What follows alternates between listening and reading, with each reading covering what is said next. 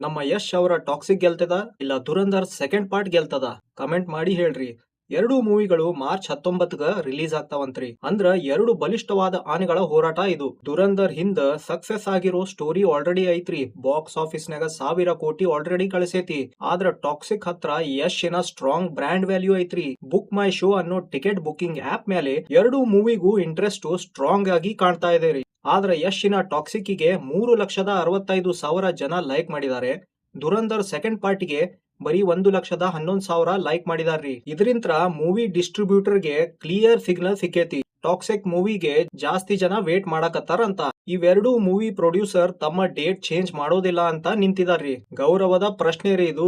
ನಾನ್ ಸರಿಯೋದಿಲ್ಲ, ನೀನ್ ಸರಿ ಅಂತ ಹೇಳಿ ನಿಂತಿದ್ದಾರೆ. ಆದ್ರ ಟೈಮ್ ಹೋದಂಗ ಧುರಂಧರ್ ಮೂವಿದವರು ಡೇಟ್ ಚೇಂಜ್ ಮಾಡಿ ಟಾಕ್ಸಿಕ್ ಜೊತೆ ಬಾಕ್ಸ್ ಆಫೀಸ್ ಮೇಲೆ ಹೊಡೆದಾಡೋದು ಬೇಡ ಅಂತ ಹೇಳಿ ಡಿಸೈಡ್ ಮಾಡೋದು ಆಲ್ಮೋಸ್ಟ್ ಗ್ಯಾರಂಟಿ. ನೋಡ್ರಿ, ಎರಡು ದೊಡ್ಡ ಮೂವಿ ಒಂದ ಟೈಮಿಗೆ ರಿಲೀಸ್ ಆತಂದ್ರ ಬಹಳ ಜನ ಎರಡೂ ಮೂವಿ ನೋಡೋದೇ ಇಲ್ಲ. ಒಂದು ಮೂವಿ ನೋಡಕ್ ಪ್ರಿಫರ್ ಮಾಡ್ತಾರಂತ. ರೆಗ್ಯುಲರ್ ಫಿಲ್ಮ್ ನೋಡೋರಂತ್ರು ಎರಡಕ್ಕೂ ಹೋಗ್ತಾರ್ರಿ. ಆದ್ರ ಬಹಳ ಜನ ಅಂದ್ರ ಕಡಿಮೆ ಬಜೆಟ್ ನಲ್ಲಿ ಜೀವನ ಮಾಡೋಂತವ್ರು ಒಂದ ಟೈಮಿಗೆ ಎರಡು ಮೂವಿ ಮೇಲೆ ಖರ್ಚು ಮಾಡೋದಿಲ್ರಿ. ಆದ್ರ ಏನ ಅನ್ರಿ, ಯಶ್ ತಮ್ಮ ಬ್ರ್ಯಾಂಡ್ ವ್ಯಾಲ್ಯೂ ಸ್ಟ್ರಾಂಗ್ ಇಟ್ಕೊಂಡಾರ. KGF 2 ರಿಲೀಸ್ ಆಗಿ ಬಹಳ ವರ್ಷ ಆದ್ರೂ ಜನರ ಮನದಲ್ಲಿ ಇನ್ನೂ ಸ್ಟ್ರಾಂಗ್ ಇಮೇಜ್ ಮೇಂಟೈನ್ ಮಾಡ್ಯಾರ ನೋಡ್ರಿ.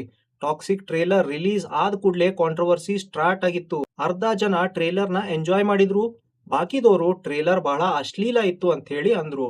ಇದರಲ್ಲಿ ಮೂವಿಗ ಚಲೋ ಪಬ್ಲಿಸಿಟಿನೂ ಸಿಗ್ಬಿಡ್ತು. ಪ್ರೊಡ್ಯೂಸರ್ಸ್ ಪ್ಲಾನ್ ಇಲ್ಲೇ ವರ್ಕ್ ಆಯ್ತು ನೋಡ್ರಿ. ಆದ್ರ ಯಶ್ ಈ ಮೂವಿನ್ಯಾಗ ಏನೇನು ಮಾಡಿ ತೋರಿಸ್ತಾರನ್ನೋ ಕುತೂಹಲ ಎಲ್ಲರಿಗೂ ಹುಟ್ಟೇತ್ರಿ. ಆಫ್ಟರ್ ಆಲ್ ಕಾಂಟ್ರವರ್ಸಿ ಅಂದ್ರ ಮಂದಿಗೂ ಬಹಳ ಪ್ರೀತಿ.